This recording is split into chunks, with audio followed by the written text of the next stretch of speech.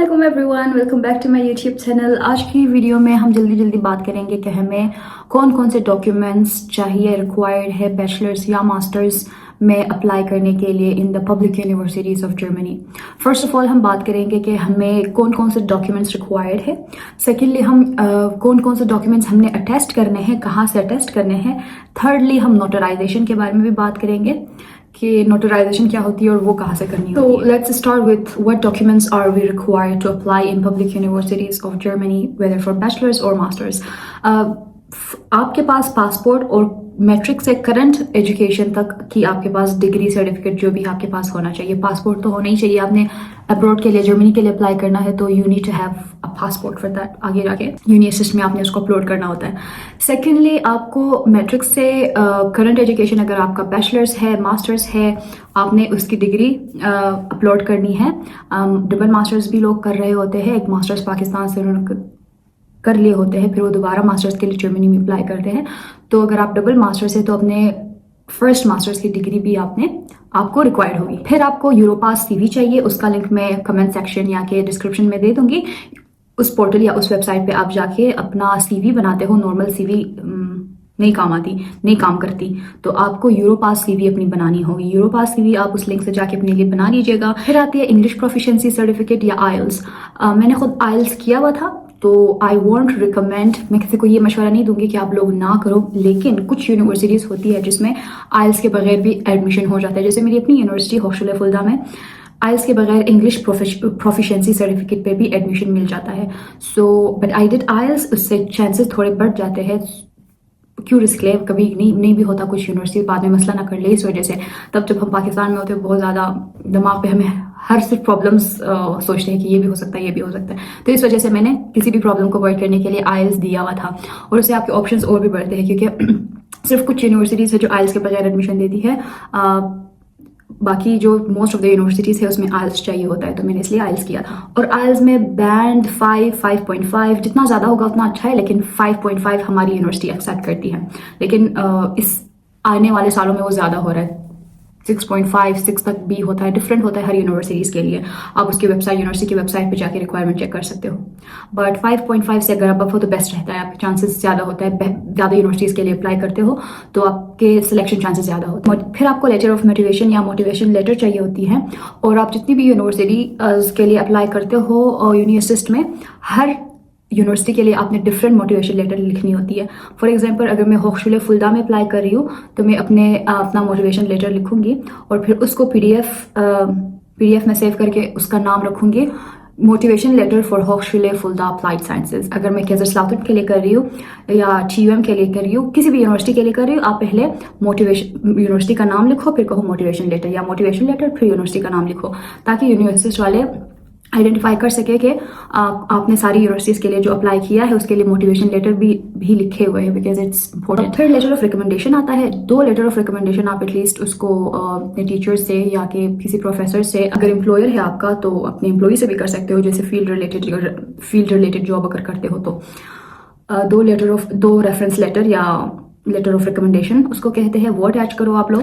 Experience letter भी अपना attach कर सकते हो। एक्सपीरियंस लेटर एकेडमिक, जितने भी एकेडमिकली एक्स्ट्रा करिकुलर एक्टिविटीज़ आपने की है वो सब मैंने अटैच किया था। जो मेन या इंपॉर्टेंट बड़े करिकुलर एक्टिविटीज़ थे, मैंने अपने सारे सर्टिफिकेट्स, एक्सपीरियंस लेटर सब मैंने अटैच किया था, बिकॉज वाई नॉट, कब काम आएंगे वो। तो इसलिए मैं अटैच कर देती हूँ जहाँ पे भी अप्लाई करती हूँ। नुकसान तो नहीं आता, लेकिन शायद फ़ायदा हो जाए। तो एक्सपीरियंस लेटर अगर आप करते हो तो अच्छी बात है। करिकुलर एक्टिविटीज़ आपका है तो वो भी अच्छी बात है, आप कर सकते हो। इंटर्नशिप्स है तो उसके भी जो डॉक्यूमेंट्स है आप अटैच कर सकते हो। सो ये डॉक्यूमेंट्स हमें रिक्वायर्ड होते हैं जनरली यूनिवर्सिटी में अप्लाई करने के लिए फॉर जर्मन यूनिवर्सिटीज़। फिर आते हैं अटेस्टेशन की बात। अगर आप मास्टर्स के लिए अप्लाई कर रहे हो तो आपको सिर्फ अपना जो डिग्री है वो HEC से अटेस्ट करना होता है। यहाँ ये भी बात आती है कि फॉर एग्जांपल मैं पंजाब यूनिवर्सिटी में पढ़ती हूँ और वहाँ पे अगर मैंने जब अपना डिग्री लिया हुआ था तो उस पर कंट्रोलर का साइन नहीं था। बट एडमिनिस्ट्रेशन को मैं जानती थी तो उनको पता था कि मैं अपना मास्टर्स पाकिस्तान में नहीं करूँगी, तो उन्होंने मुझे डिग्री देते हुए ये बोला कि तुमने बाहर के लिए अप्लाई करना है यूनिवर्सिटी। मैंने कहा हाँ मैं बाहर के लिए अप्लाई करी, इसलिए मैं अपनी डिग्री के लिए मैंने जल्दी निकाला अपनी डिग्री बाकियों को नहीं मिला था अभी तक, और मैंने अपना ले लिया था रिक्वेस्ट करके। तो उन्होंने बताया कि आपको फिर कंट्रोलर का साइन चाहिए। हमारे यूनिवर्सिटी में रजिस्ट्रार ऑफिस होते हैं, वहाँ पे मैं कंट्रोलर के पास गई तो उसको मैंने अपना डिग्री दिया, तो कल वापस जाके उसको ले आई कंट्रोलर का साइन करवा के। तो कंट्रोलर का साइन भी कभी कभार आपको यूनिवर्सिटी में बताना पड़ता है कि क्या यहाँ पे कंट्रोलर का साइन है, या आप ये बताओ कि मैं अब्रॉड के लिए अप्लाई कर रही हूँ या करना चाहती हूँ या शायद करूँ। तो इसमें सारे स्टैम्प्स या सिग्नेचर्स वगैरह है जो अब्रॉड के लिए चाहिए। तो कभी कभार वो नहीं करते, वो उनको लगता है कि नहीं ये लोग नहीं अप्लाई करेंगे, या फिर आई डोंट नो जान छुड़ाने के लिए टू मच वर्क हो जाता है उनके लिए। तो इस वजह से भी आपको बोलना पड़ता है कभी। वो तो बाय लक मुझे उन्होंने खुद बताया कि अगर उनको थोड़ा आइडिया था कि मैं करूँगी, तो इस वजह से बताया हुआ था। अदरवाइज आप खुद भी पूछ सकते हो अपने एडमिनिस्ट्रेशन से कि मेरे डिग्री में आया ये कंट्रोलर का साइन है या नहीं है। फिर आप अपने मास्टर्स की डिग्री HEC से वेरीफाई या अटेस्ट करते हो। वो कैसे करते हो? HEC के पोर्टल पे जाते हो, अपना प्रोफाइल या के अकाउंट बनाते हो, फिर एप्लीकेशन वहीं से आप लोग सबमिट करते हो। 2 किस्म की अटेस्टेशन होती है, या आप TCS के थ्रू करते हो या वॉक इन करते हो। मैंने वॉक इन के थ्रू किया because I don't no TCS पे I don't trust with my documents. हालांकि TCS भी सही रहता है, बहुत सारे लोग TCS ही करते हैं। HEC के ऑफिस में पूरा दिन अदरवाइज लगता है कि मतलब जॉब वो छोड़ के पूरा दिन HEC सुबह से शाम तक आप वहीं पे, सुबह से शाम खैर नहीं, लेकिन हाँ शाम हो जाती है आते आते घर। तो मैंने वॉक इन अटेस्टेशन किया।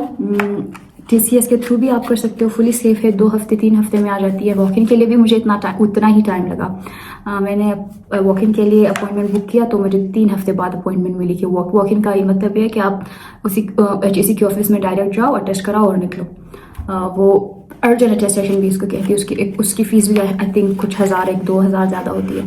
बट मुझे था कि शायद TCS लेट ना कर दे, इसलिए मैंने वॉक इन किया। अदरवाइज दोनों सेम था। मेरी दूसरी फ्रेंड ने TCS के थ्रू किया था, उसका भी आ गया था मेरे टाइम तक।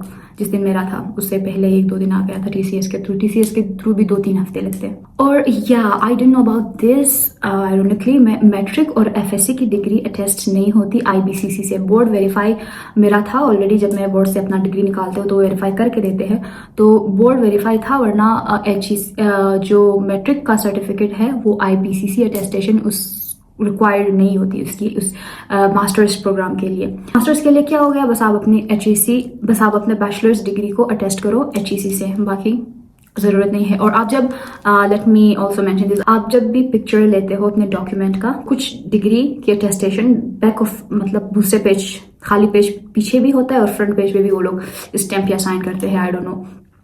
तो आप जब पिक्चर लेते हो अपने डिग्री का तो फ्रंट से भी लो, बैक से भी लो, और फिर उसको एक PDF में कन्वर्ट करके यूनिवर्सिटी में अपलोड करो।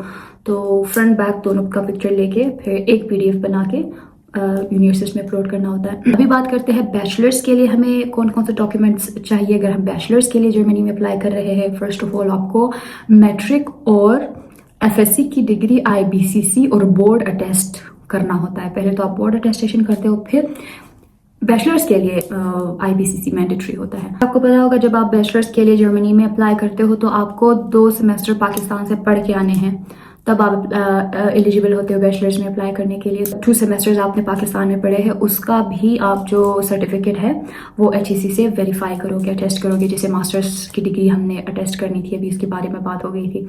पोर्टल पे जाके फीस दे के HEC के या वॉक इन या TCS के थ्रू आप अपने 2 सेमेस्टर्स को भी आपने HEC से अटेस्ट करना है। तो बैचलर्स के लिए क्या हुआ, matric, FSC, IBCC and board verification, 2 semester का HEC वेरिफिकेशन। ओके, हमने बात कर ली अटेस्टेशन कहाँ से और कैसे करनी है। अब last but not the least, notarisation क्या होती है, वो ज़रूरी है।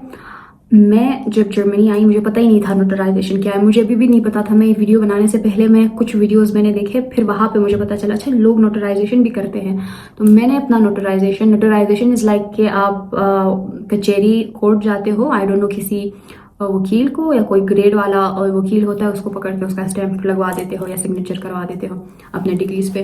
मुझे ज़रूरत नहीं थी, मैंने नहीं की, मतलब आई डोंट नो, मुझे पता ही नहीं था नोटराइजेशन, मैंने नहीं किया। और मैंने अपने बाकी भी friends, just for the sake of के मेरा बाई चांस तो नहीं हुआ, बाकी भी मेरे फ्रेंड से पूछा, किसी ने भी नोटराइजेशन नहीं किया, जितने भी लोगों को मैं जानती हूँ। और बैचलर्स के लिए भी मैंने इंक्वायर किया है, no notarization is needed for bachelors और masters program while you apply to Germany, so it is not required at all. You don't have to go to कचेरी and एक एक्स्ट्रा बर्डन कम हो गया.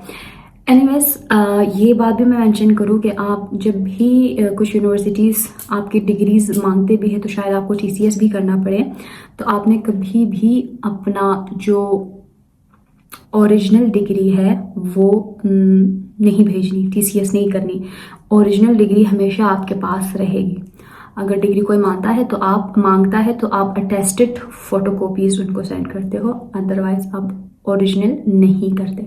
ये चीज़ ज़रूरी है क्योंकि कुछ लोग गलती से अपने ओरिजिनल गलती से ना भेज दे, फिर बाद में प्रॉब्लम हो सकती है. एंड या that's it. Now you are ready to confidently apply at different universities in Germany. If this video helped you to understand about the documentations for German universities, please give it a thumbs up, subscribe to my channel, follow me on Instagram and Snapchat for daily insights of my life in Germany. Until next time, Khuda Hafiz, good luck with your application, see you in Germany. Cheers!